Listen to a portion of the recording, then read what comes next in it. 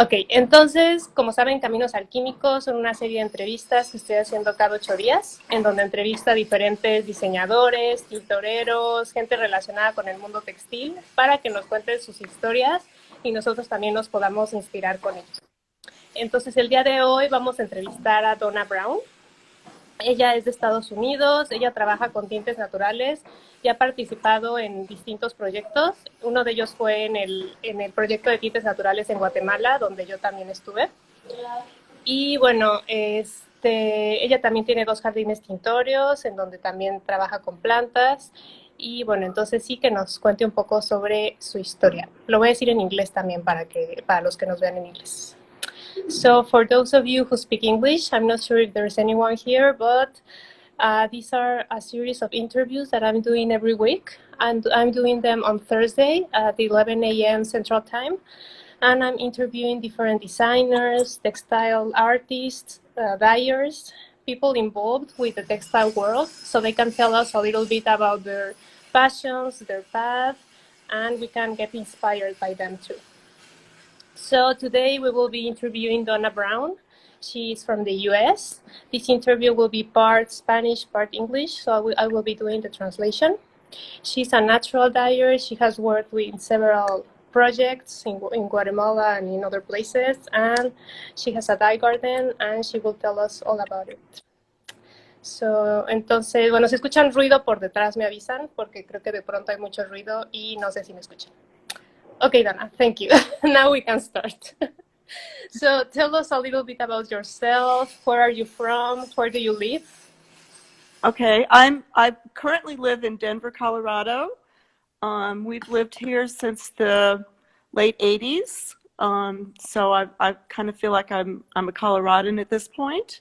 So I grew up actually in New York, and then I went to school in Virginia, which is where I met my husband of 46 years. I went to school at Virginia Tech. I grew up with the passion for textiles. My whole family is a series of artists. My sister's actually a wall artist. A number of my aunts are wall artists. Wow. I grew up as a little girl learning to quilt and tat, and so I've had a passion of fiber my whole life. So when I decided to go to college, I decided I wanted to get a dual degree, one in clothing and textiles, and the other in textile chemistry. So I have a dual major in those two areas. I got married right out of college, and my husband was working at Oak Ridge National Lab in Tennessee. So my degree in textile chemistry kind of took a back seat because there wasn't a lot of opportunities in Knoxville, Tennessee. So I went to work at Oak Ridge National Lab as an environmental chemist. And I did that for a number of years and actually learned, that's when I have learned and got a high regard for caring for our environment, because I was working on a hazardous waste research project. So I could see what harm we were doing to our environment. So I made a personal commitment back then to do my part to care for the environment. As I said, in the 80s, we moved to Colorado. And at that point, I joined the Boulder Handweavers Guild, and they were they offer a series of workshops. And at that point, they were bringing in Michelle Whippinger, who was teaching natural dyes. So I'm a weaver, so I wanted to color my own weaving yarns. So I started taking classes from Michelle, and that's where I learned how to naturally dye from her. So I've been doing this for 30 years, and Michelle actually had a line of natural dye extracts. So that's what I learned to dye with to begin with, is with the extracts.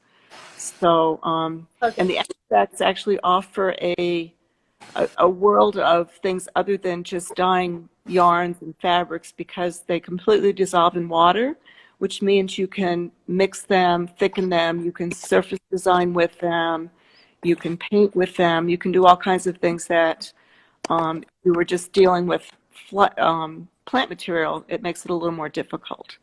So, so the extracts is what I started with. I actually partnered with someone and started a natural dye company called the Dye Works, and owned that for many, many, many years. What's the And name, sorry? it was called the Dye Works. Ah, the Dye Works, okay. The Dye Works, yeah. Do you need me to stop periodically Yeah, for you yeah, to please, translate? so I can do the translation. Okay, so you want me to, is this a good stopping spot then? Okay, thank you. Uh-huh. Okay. Entonces les voy a explicar un poco lo que nos dijo. Le pregunté si nos podía contar un poco sobre ella, de dónde es, dónde vive. Entonces ella dice que ella actualmente vive en Denver, Colorado. Ella vive ahí desde los años 80, pero en realidad ella creció en Nueva York y fue a la escuela en Virginia Tech. Avísenme por favor si no me escuchan bien. Yo creo que la próxima semana ya no va a sonar tanto, pero si no me escuchan o no me entienden algo, avísenme. Luego ella habló un poco de su pasión por los textiles, que desde joven la tenía porque su familia también estaba muy involucrada. De hecho, me parece que su hermana y varias tías son wall artists. Wall artist is like textiles or painting, or what does that mean? What is the question? Wall artist. Wall art. So they paint like watercolors that are framed on the wall. Ah, okay, okay. Yeah. Sí, como que son artistas como de las paredes y pintan como con acuarelas y cosas así. Ah, después de pequeña ella también se involucró mucho con los quilts, con los como hacer colchas y hacer cosas así. Y bueno, ella siempre ha tenido como pasión por los textiles. Ella cuando estuvo en la universidad, ella estudió como textiles de ropa, hizo tiene una doble major, como una doble capacitación, o sea, una es en textiles de ropa y la otra es en química textil. Entonces tiene estas dos.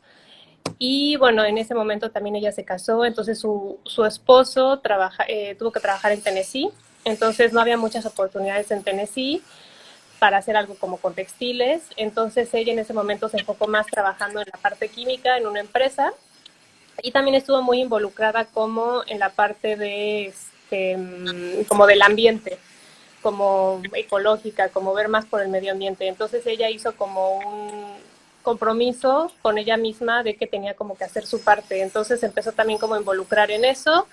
En los 80 fue cuando se mudó a Colorado, como les digo, y ahí había como una asociación también como, bueno, que tiene un nombre, pero es como una asociación textil, y ahí empezó a tomar también talleres. Ella es tejedora también, Donna, entonces ella quería encontrar la forma de pintar sus propios hilos para después poder tejerlos. Entonces aquí tomó unas clases. Ella empezó primero tiñendo con extractos y son extractos que se disuelven en agua y puedes pintar con ellos y puedes hacer muchas cosas. Entonces ella empezó con esto y de hecho ella después fundó una empresa que se llama The Dye Works Company, en donde ella vendía esto.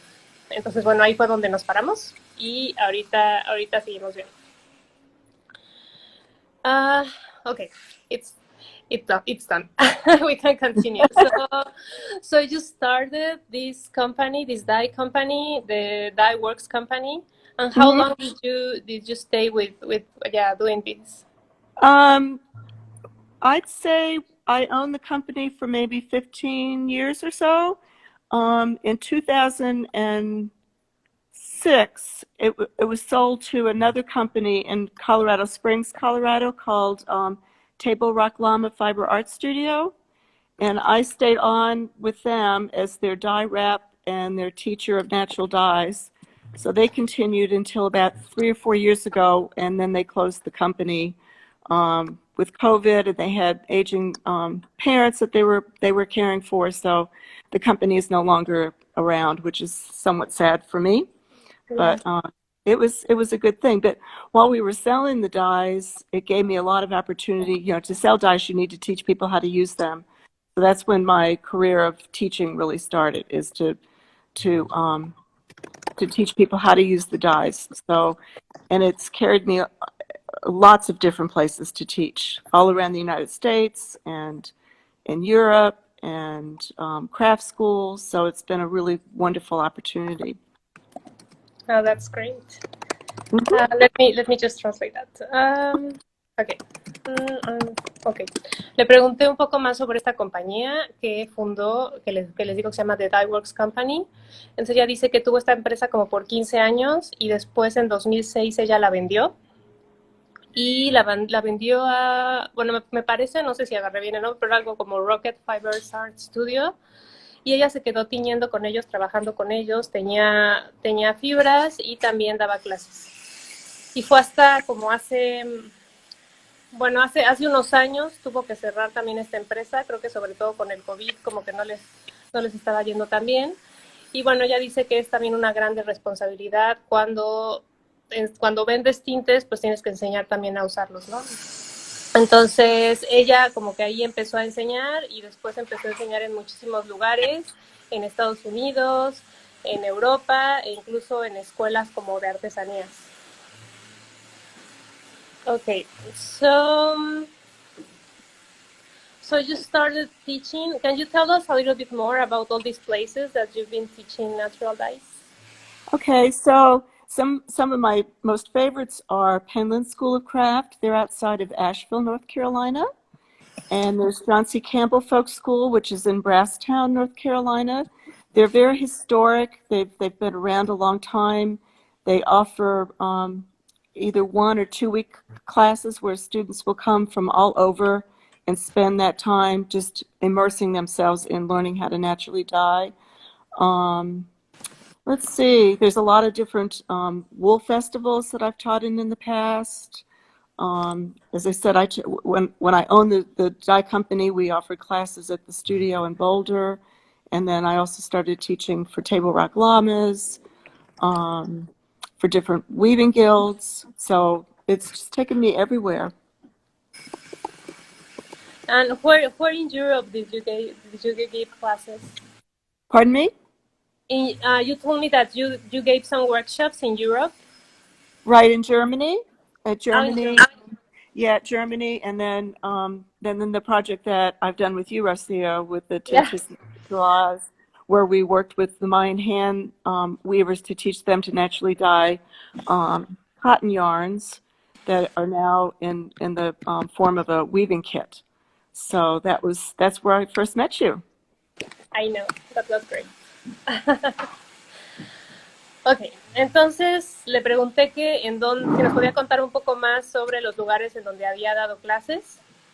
Entonces, bueno, o los que más le habían gustado, ¿no? Los que más había disfrutado. Y dice que, por ejemplo, una escuela que se llama Penland, que es una escuela que está en Carolina del Norte, cerca de Asheville. Se los voy a escribir por aquí el nombre para que la puedan buscar. No, esa no es, espérenme. Es una escuela como de arte y ahí dio clases también.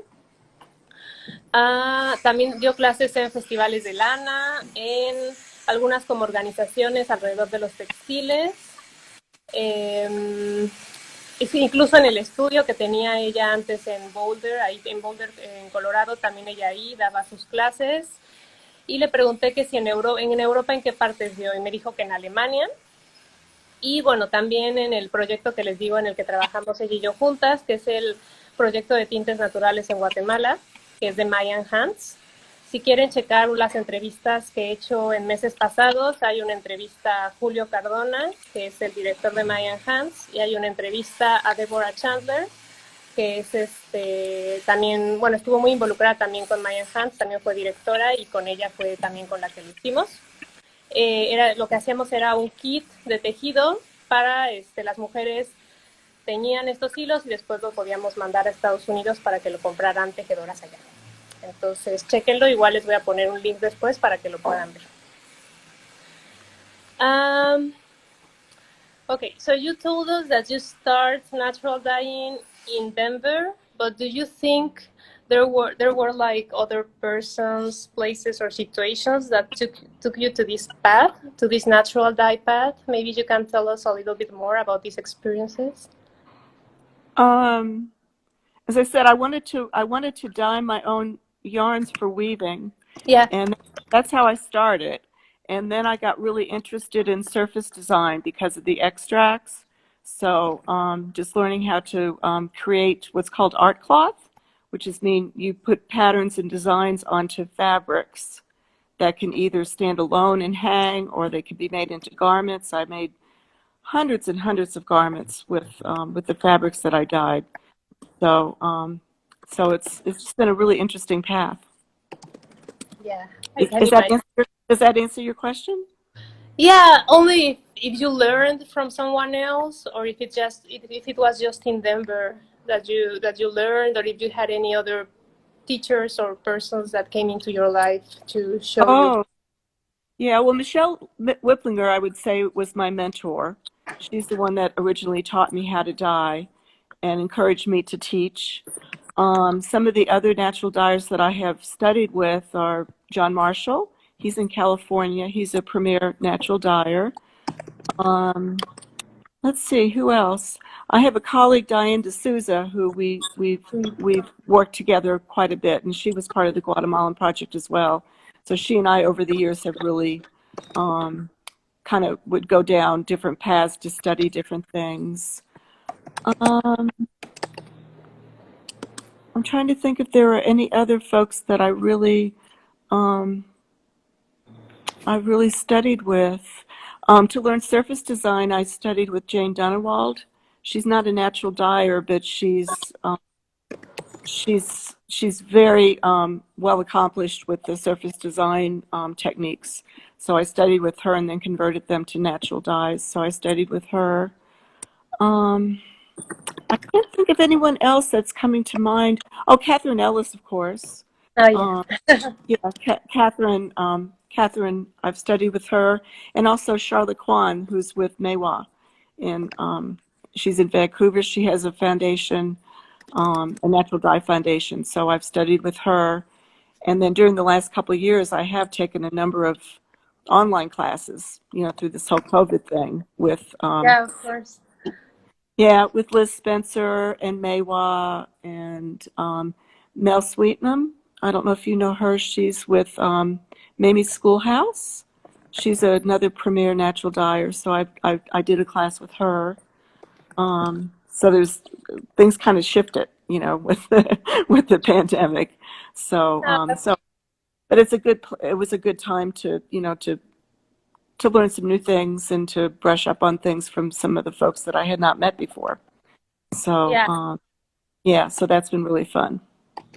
Oh, that's great.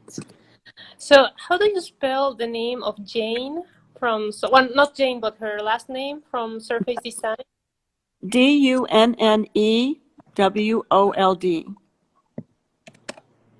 Okay, Dunwall? Something like Dunnewold. Hmm. that? Okay, Hmm. okay. I'm translating now. Okay.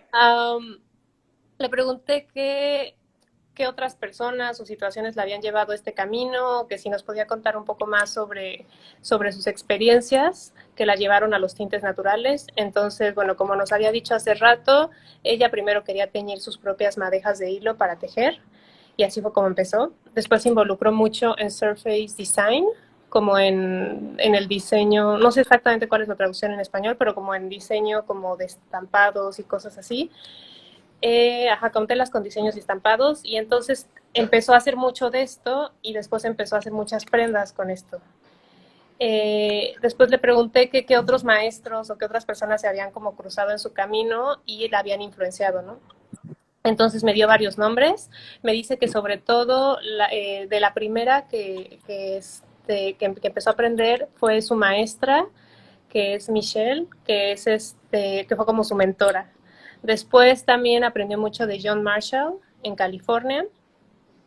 Y bueno, otra amiga también que también con ella ha experimentado mucho, como que se volvieron como compañeras de teñido y de tintes, fue Diane de Sousa, que también es amiga mía. Estuvimos también en el proyecto de Guatemala juntas.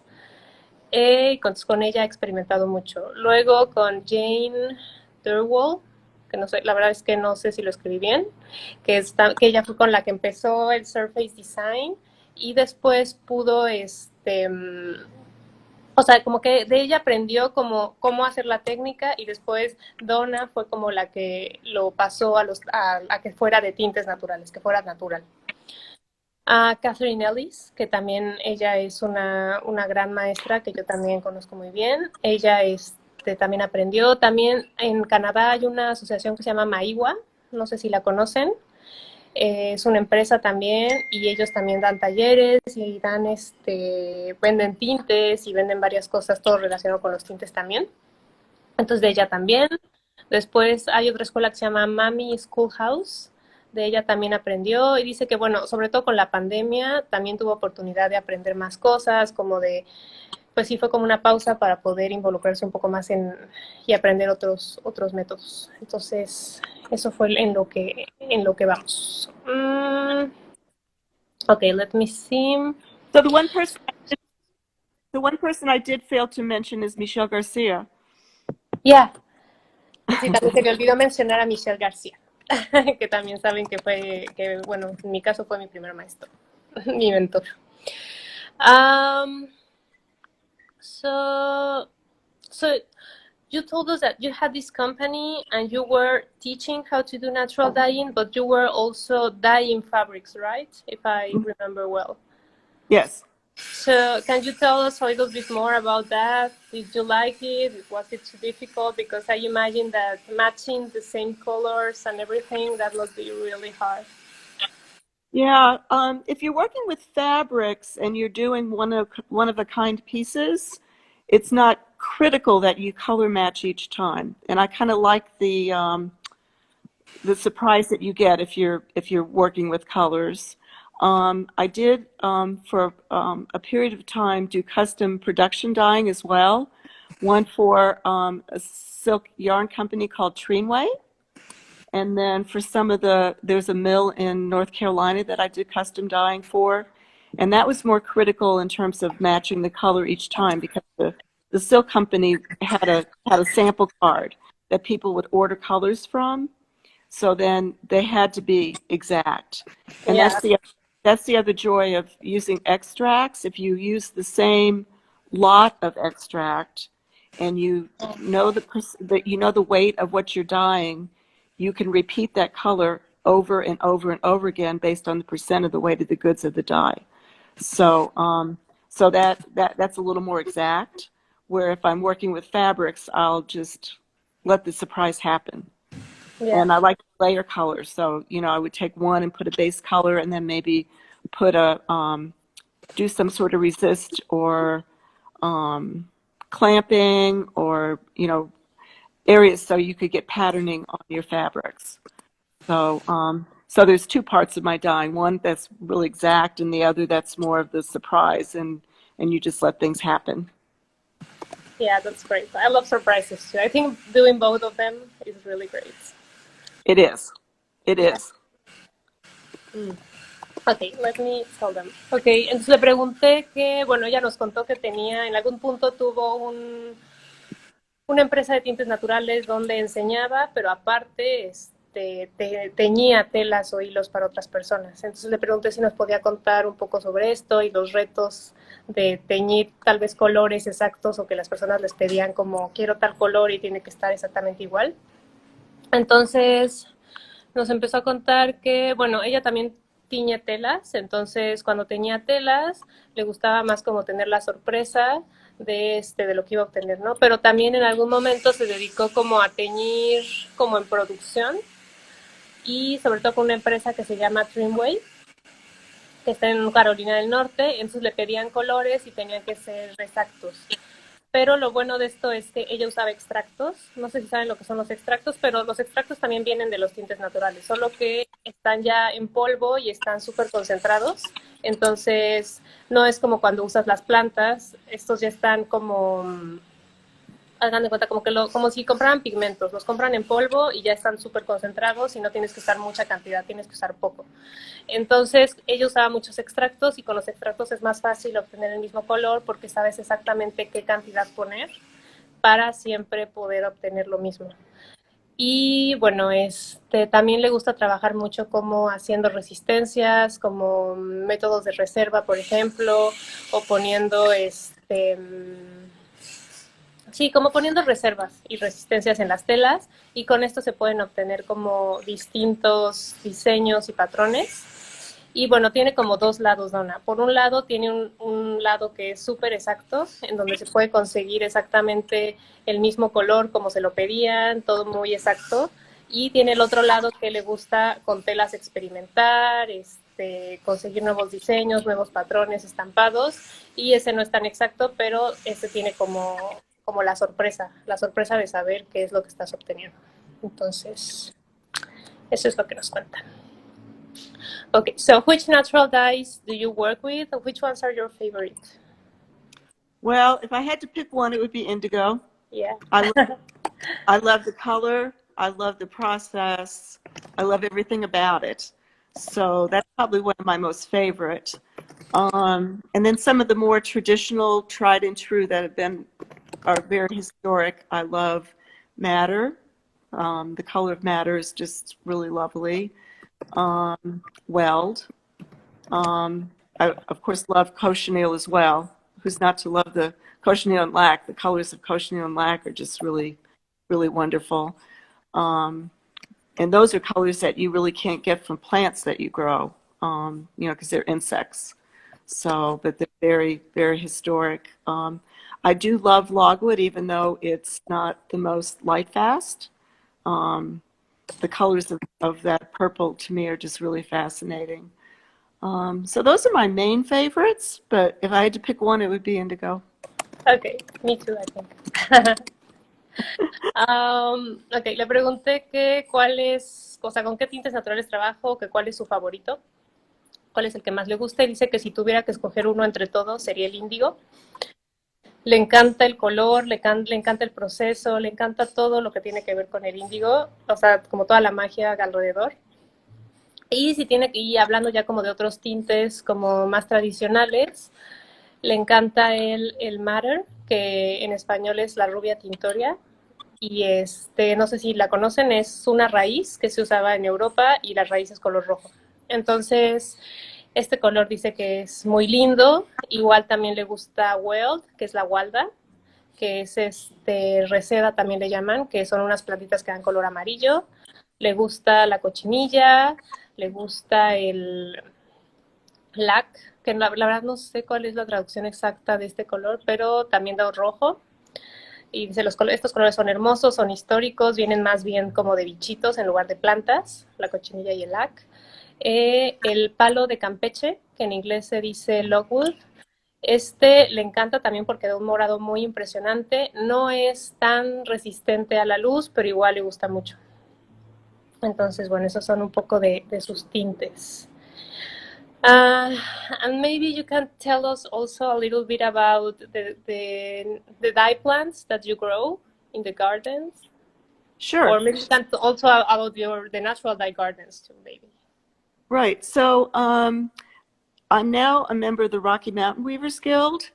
And 9 years ago, we received a really nice donation to the Guild.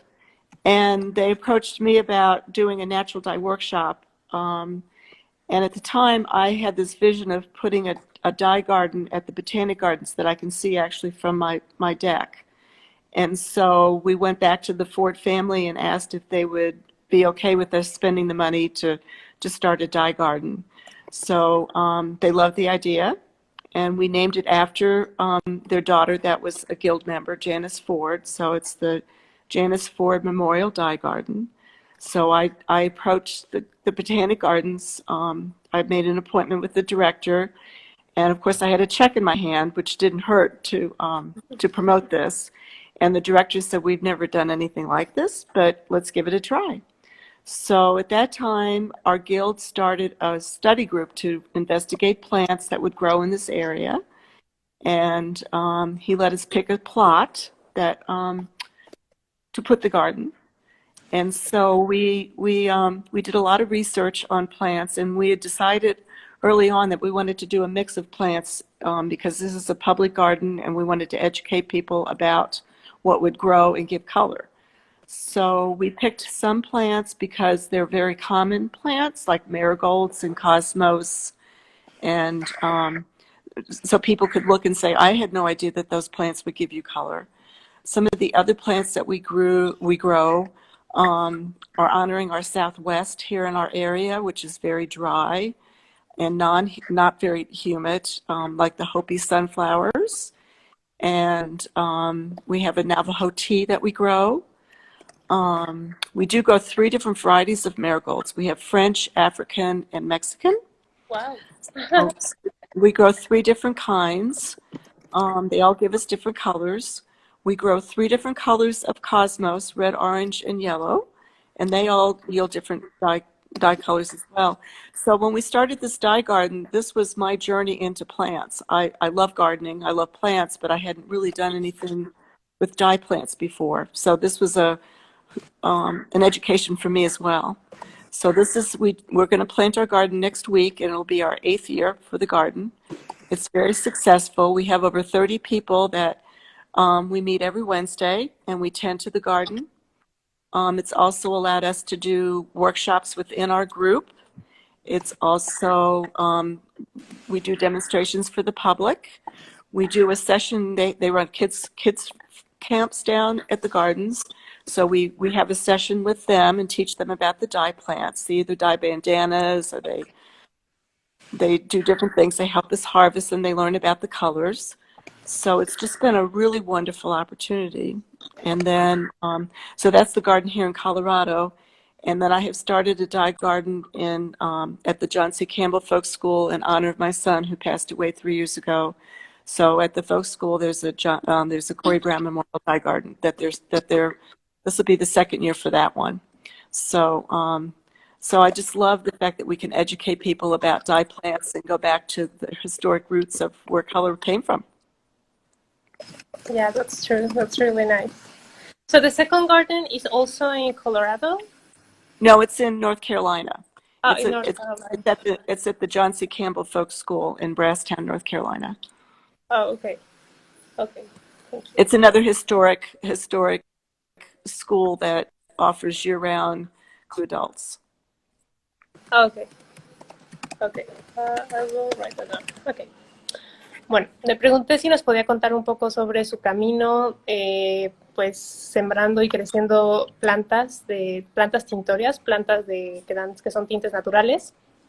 Entonces, sí, ella nos cuenta que ella tiene un guild, que siento que en español no hay realmente una traducción para eso, pero es como una organización cuando se unen personas con intereses similares, en este caso textiles, y hace 9 años justamente ellos recibieron una donación muy grande de dinero, y entonces ella empezó a hacer como talleres de tintes naturales y tenía como esta visión de hacer un jardín tintorio. Entonces ella preguntó si se podía usar este dinero que habían recibido, esta donación, para hacer un jardín, y bueno, todo se dio para que sí lo hicieran. La nombraron, bueno, el jardín es como en memoria de Janice Ford, así se llama, es un jardín tintorio. Y déjenme ver qué más me dijo. Bueno, fue todo el proceso.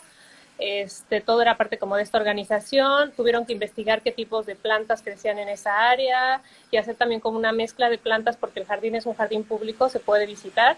Entonces hay que educar a la gente también, y por ejemplo pusieron ciertas plantas como bueno, que nosotros llamamos cempasúchil en México, cosmos, y otro tipo de flores que la gente está como más familiarizada con ellas, para que como que se asombraran y dijeran, wow, con esto también se puede teñir.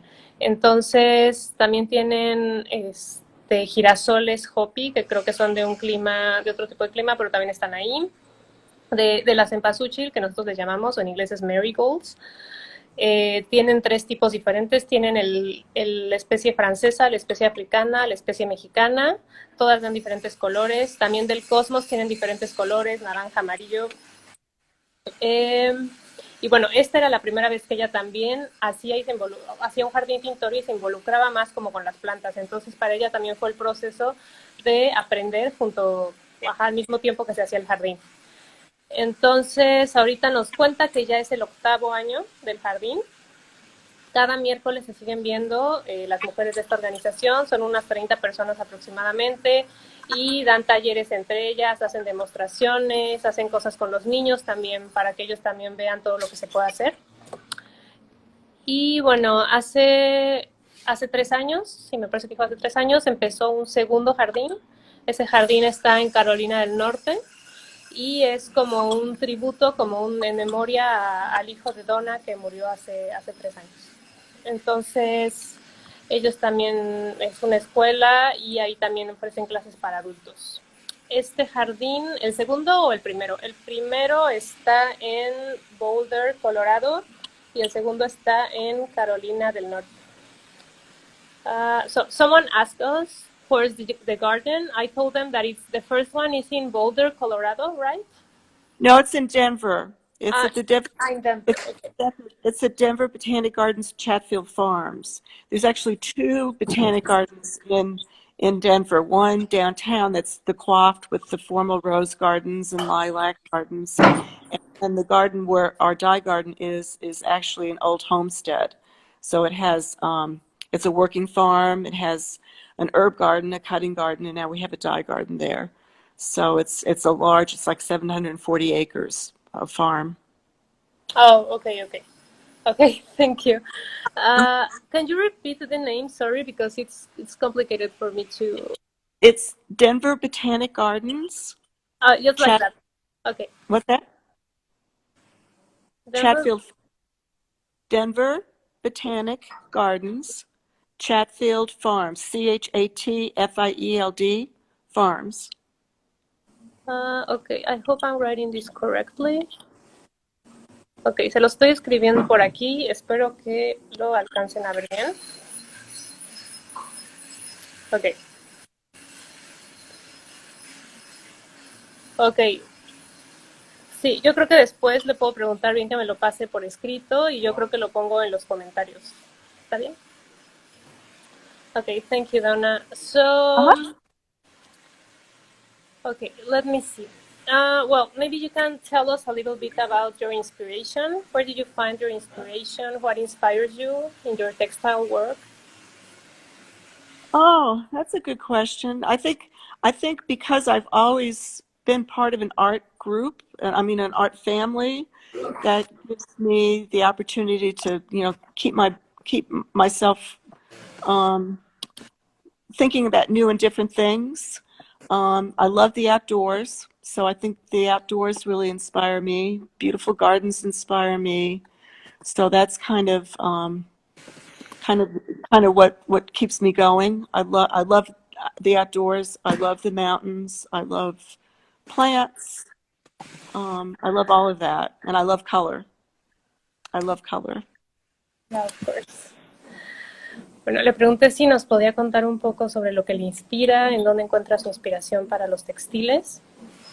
Y ella dice que, bueno, ella siempre ha estado como con los textiles alrededor de ella, con el arte, creció así, pero igual también le encanta como estar afuera al aire libre, tener jardines, como visitar hermosos jardines, estar en las montañas, las plantas y, bueno, sobre todo le encanta el color.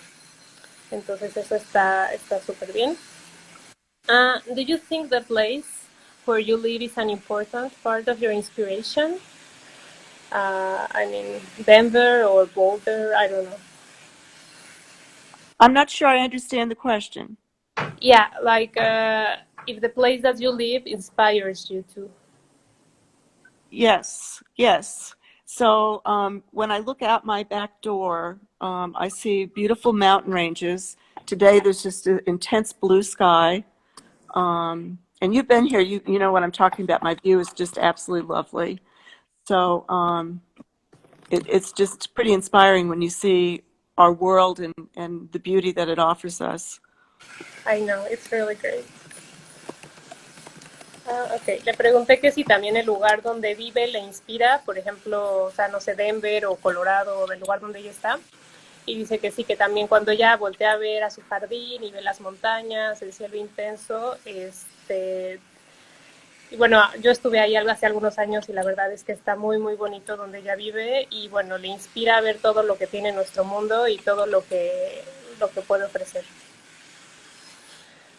So maybe you can show us one of your works, of textile works. I don't know if you have any of them. I had one behind me that it seemed to have fallen. Okay, great. But let me see if I can hold this up and hold my phone at the same time. Oh yeah, that's complicated. Yeah. That's the problem. Let's see. I'll just put it in front of my face. That will help, I think. Well, these are some of the surface design. Oh, that's really nice. Yeah. So there's lots of different patterns here. I do make silk screens with my patterns. So I use those to print a lot, the silk screens, and I also have a whole collection of, this is really hard to hold my phone and to do I this. know, sorry. Ahí nos está enseñando su trabajo, lo que trabaja de Surface Design, todo con tintes naturales. Tiene que detener el celular y la tela al mismo tiempo, por eso está como moviendo mucho, pero para que lo puedan ver. Let's see. I don't know. Can you see it, Rocio? Yeah. Can you see the fact? Okay. Yeah, I think it's okay. Anyway, I share some of lots of different your patterns work on the flyer, so I think they can see it there. And then I'll show you this. Sí, de cualquier forma, si quieren ver su trabajo, pueden ir a ver el flyer que subí And I ayer, should have me brought some parece, of y ahí my pueden indigo verlo más dyed cerca. pieces up. I love to do. Okay, thank you, Donna. Yeah, I think some of those fabrics are, you know, when on the Instagram, the photo feed, the pictures are better there. The one that you promote, you know, that you had on your Instagram to promote this. So I think a lot of these are on there. So if someone's interested, they can go back. I don't know. Will that continue to be up? Okay, great. Thank you. Okay. Well, so I always make this question, as I told you, because these interviews are called alchemical paths. So I always ask people if alchemy means something to them. So I don't know, maybe you can tell us a little bit about that. When I think of that, I think about the opportunities that my path has taken me, the wonderful people I've met, and the opportunities that it has given me. So I think that's kind of how I see the alchemy. The natural dye world is full of just wonderful people that want to learn and share and nurture. So it's just taken me down a path that I'm just very thankful for. I know, that's really great.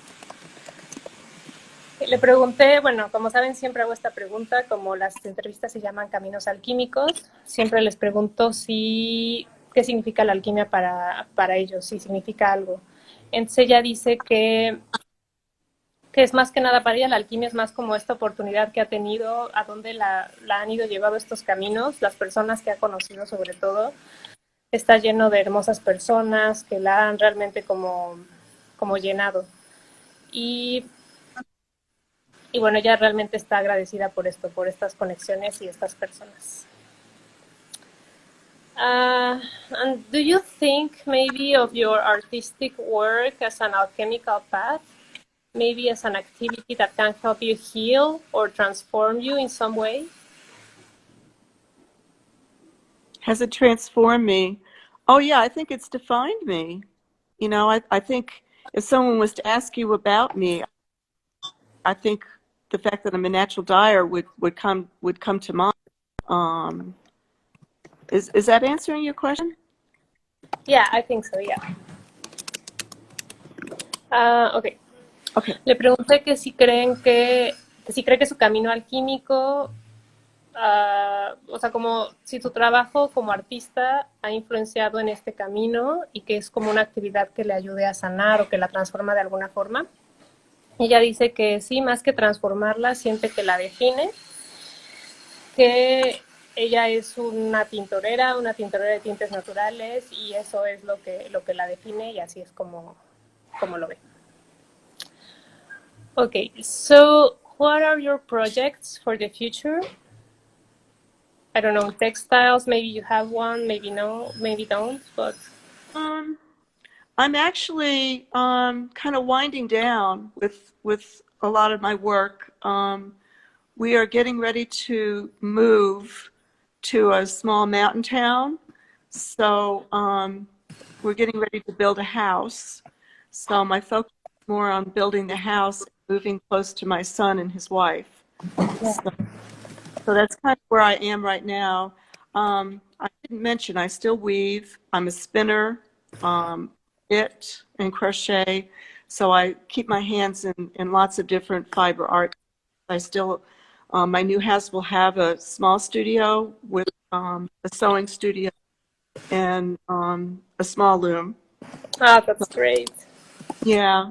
So, and to be honest with you, at my age, I'm in my late 60s. The thought of, you know, when I teach, I really bring everything with me, you know, the whole kitchen sort of thing, and it's becoming a lot of work. Yeah. So I'm kind of winding down on the traveling and teaching and packaging up and shipping materials and that sort of thing. So that's why I'm thrilled that we have young people like you that are going to continue it on. Oh, Donna, yeah, yeah, it's a lot of work, but It, I'm glad you're still weaving and yeah, I'm doing some crochet. And you didn't? Do you have any work or any of the textiles that you have woven maybe to show us or not? I don't with me at the moment. Okay, it's okay. I should have brought those and I didn't. So I forgot to tell you. Sorry. Yeah. it would take me some time to go rummage in my studio to find that. I can see about sending you a few pictures. Yeah, I can upload some pictures later. Yeah, thank you. Bueno, le pregunté que cuáles eran sus proyectos para el futuro, proyectos textiles o de otro tipo, y ella dice que pronto se va a mudar de casa, se va a ir a vivir a un pueblito de montaña y para poder estar cerca de su hijo y su esposa. Entonces ella ahorita está como metida en eso, en poder mudarse.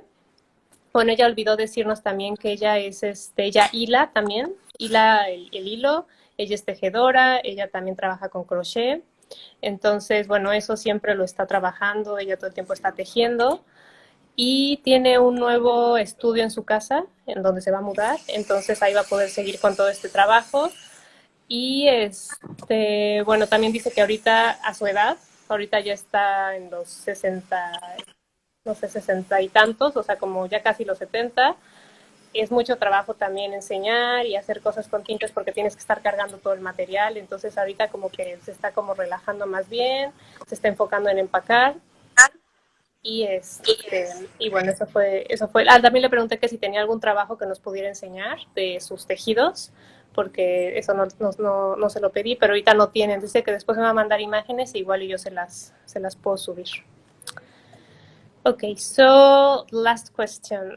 What message would you give to other designers, artists, dyers, entrepreneurs maybe who want to follow their dreams? I'd say keep working at it. You know, just really spend the time, ask lots of questions, connect yourself with people that can give you help you with your passion and your expertise. You know, keep going. You know, keep working at it. It's well worth it. Thank you, Donna. Yeah, that's true. Mm-hmm. Ok, entonces le pregunté que qué mensaje le daría a otros diseñadores, tintoreros, artistas que quieren seguir con sus pasiones y sus sueños. Entonces ella dice que simplemente les diría que sigan trabajando en ello, que dediquen tiempo a eso, ajá, como me está diciendo aquí Prismática, sí, la constancia, el trabajo, que hagan muchas preguntas, que conecten con otras personas, que también trabajen con estas mismas pasiones y con las mismas técnicas que ustedes utilizan. Ok. Bueno, esta ya fue la última pregunta. No sé si alguien quiera hacer alguna pregunta o algún comentario. Okay, so that was the last question, Donna. So I don't know if you want to say something else or if anyone wants to make a question. I guess all I'd like to say is thank you for doing this. I think it's wonderful that you have committed to doing this once a week. I think it's great Some of your interviews that you've done with folks, they're just wonderful. So thank you for doing this. Oh, thank you, Donna. Thank you for being here with us today. Mm-hmm. And yeah, it was great to hear your story and all your different, the path that you have taken. I think it's amazing. Thank you so much. I appreciate that. Yeah. Bueno, entonces no sé si alguien tenga algún comentario por aquí. Si no, igual pueden dejarlo en los comentarios. Yo voy a buscar el link del jardín botánico para subírselos ahí, porque como que el nombre estaba medio complicado de escribir, entonces se los voy a poner ahí y ya cualquier pregunta o duda nos las pueden poner y yo me aseguro de que nos conteste la pregunta también. Entonces recuerden que estas entrevistas las hago cada jueves a las 11 de la mañana y siempre son a diferentes diseñadores, tintoreros, gente relacionada con el mundo textil para que nos inspire con sus historias también. So, thank you very much, Donna. Thank you. It was really great being with you. Mm-hmm. I appreciate it. Okay. Bye-bye. Bye.